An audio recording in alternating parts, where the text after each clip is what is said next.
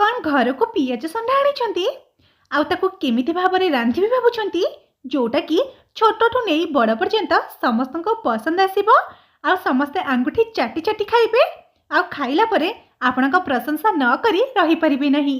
तेबे पियाज संडार एई कषा तरकारी थरे बनै देखंतु देखिबे दुई पट रुटी जगार 20 पट रुटी केतबेले सरीजिबो आपण भी जानि परिबे नहीं। नमस्कार मु लक्ष्मी रोसई विथ लक्ष्मी रे आपण मानकु अनेक अनेक स्वागत। रेसिपीटी स्टार्ट करबा पूर्व जदि आपण माने मो चैनल को एपर्यंत सब्सक्राइब करि नांती तेबे प्लीज चैनल टी को सब्सक्राइब करी पाखरे थिबा बेल आइकन को प्रेस करी ऑल बटन रे सिलेक्ट करि नियंतु। आउ जदि फेसबुक रे देखुछंती तेबे लाइक शेयर फॉलो तो निश्चिंत करंतु। ताहले संत स्टार्ट करिपा आजिर रेसिपी। सेथि पई एटी मु किछि फ्रेश पियाज संढा नेछि। पियाज संढा को प्रथमे भल भाबरे धोई नेबे तापरे जेकी काटिबे। जेहेतु पियाज संढार साइज गुडाक बड़ थिला सेथि पई कैमरा रे देखिबा पई असुविधा होउथिला। सेथि पई मु कोन करिछि ना प्रथमे मझिरु एम्ति दुई खंड करे काटि नेछि तापरे एम्ति मुठा करी पियाज संढा गुडाक एम्ति छोटो छोटो पीसेस रे काटि नबा। जदि आपण चाहिबे याठो टिके बड़ पीसेस करि परिबे किंतु बेसी बड़ करिबे नाही नहले टेस्ट भल आसीबनी। तो एई भली भाबरे छोटो छोटो करी पियाज संढा को काटि सला परे पछपट साइड गुडाक आमे बाहर करि नबा काहेकि ना जेटा वेस्ट पार्ट थाए तो ताको बाहर करि नबा।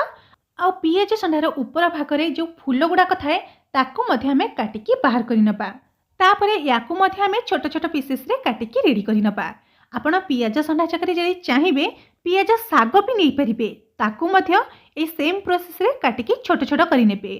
तापरे देखंतु इटी सब पियाज संढा को काटि सारिबा परे आमे कोन करिबा ना ताकू गोटे बाउल को ट्रांसफर करि नबा आ ताकू साइड रे रखि नबा। याको आमे परे व्यवहार करिबा। पियाज संढा सहित एटी देखंतु मु नेछि दुईटी मीडियम साइज रा कंचा आलू जहार कि चोपा को छड़े नेछि आ एई भली भाबरे छोटो छोटो क्यूब पीसेस रे कट करके रखि नेछि। तो आलूर क्वांटिटी टिके अधिक नेबे कहीं ना पियाज संढारे आलूर क्वांटिटी टिके अधिक नेले ही सेटा भल लगी थाए। तापरे आमे गोटे कड़ाई गरम करि नबा। से कड़ाई रे दे देबा पाखापाखी 2 चम्मच तेल आ तेल भल भाबरे गरम हे जिबा परे सेथिरे आमे दे देबा आधा छोटो चम्मच गोटा सोरिष। सोरिष टिके फुटी जिबा परे एटी मु दुटा कंचा लंका को एकदम छोटो छोटो काटिकी दे दोछि। ता सहित एटी 8 ରୁ 10 पकड़ा रसुण को मध्य छोटो छोटो काटिकी दे देछि। आधा इंच अदा को मध्य छोटो छोटो काटिकी दे देछि। अदा रसुण को हल्का टिके भाजी नबा जहाद्वारा कि तार कंचा स्मेलटा कटि जिवो।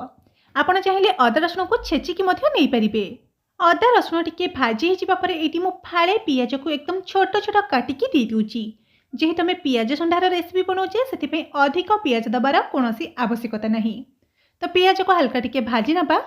पियाज जब अधा भाजी हो पियाज कंचा स्मेल कटिज से आम काटिकी रखि आलू को देदेबा।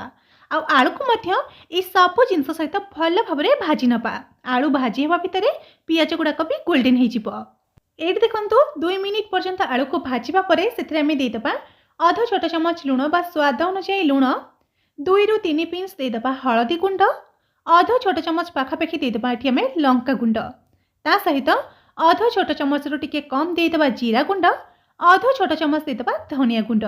बास एतिकी गुंड मसला देकी ये सब जिनस को भल भाव में मिसई नबा।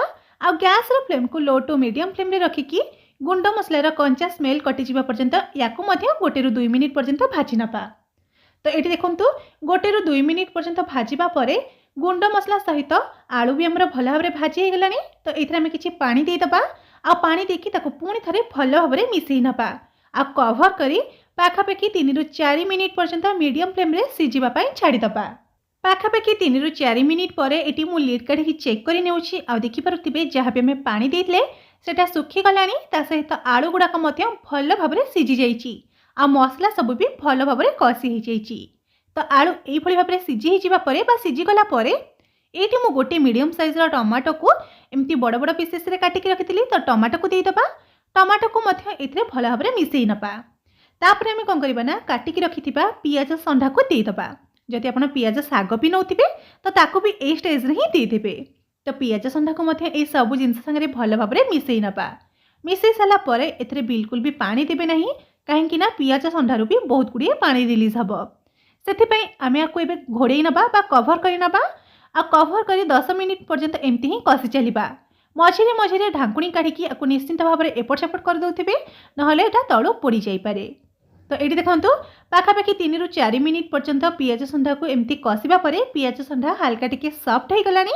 तो ए स्टेज रे हम कौन करबा ना अध छोट चमच देदेबा चिकेन मसला। आपण चिकेन मसला जगह मीट मसला भी दे पारिबे। तो आपको देकी भल भाव मिसई नबा आ मिसई सारा पर पुणी थे कभर करी आपको आहरी 6 ରୁ 7 मिनिट पर्यंत भल भाव कषि होगा छाड़ीदबा जेते पर्यंत पियाज संडा आमर सीझी न जाइए। ये देखु पियाज संडा को कषि हबार टोटाल पाखापाखि 10 ରୁ 15 मिनिट हो गलानी। तो 15 मिनिट पर लिड काढ़ी चेक कर नेउची आउ देखि पारुथिबे पियाज संडा गुड़ाक केते भल भाव सीझी जाइए आ तरकारी रे बिल्कुल भी पानी नहीं। पियाज संडा दे सारिबा परे बिल्कुल भी तरकारी रे पानी देबे नहीं नले तार टेस्टटा टिके फिकालिया आसीबो। तो लास्ट रे हमें देदेबा किछि फ्रेश धनिया पत्र कटा आ आधा छोट चमच पाखापाखि देदेबा गरम मसला। तो ये सब जिनस देकी ताको पुणी थरे भल भाव मिसई नबा आ एठी हमर स्वादिष्ट पियाज संडा आलू कषा बनिकी रेडी हो जाइए।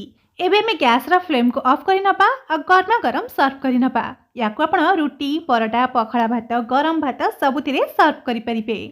तेबे आशा करूची आज रेसिपीटी आपण मानकु निश्चिंत भाव में पसंद आसीथिबो। पसंद आसीथिले वीडियोटी को लाइक शेयर और चैनल को सब्सक्राइब करने को बिल्कुल भी भूलंतु नहीं। ताहले आज मैं रहूची बाय। पुणी देखा आउ एक नुआ रेसिपी सहित आउ एक नुआ वीडियो रे।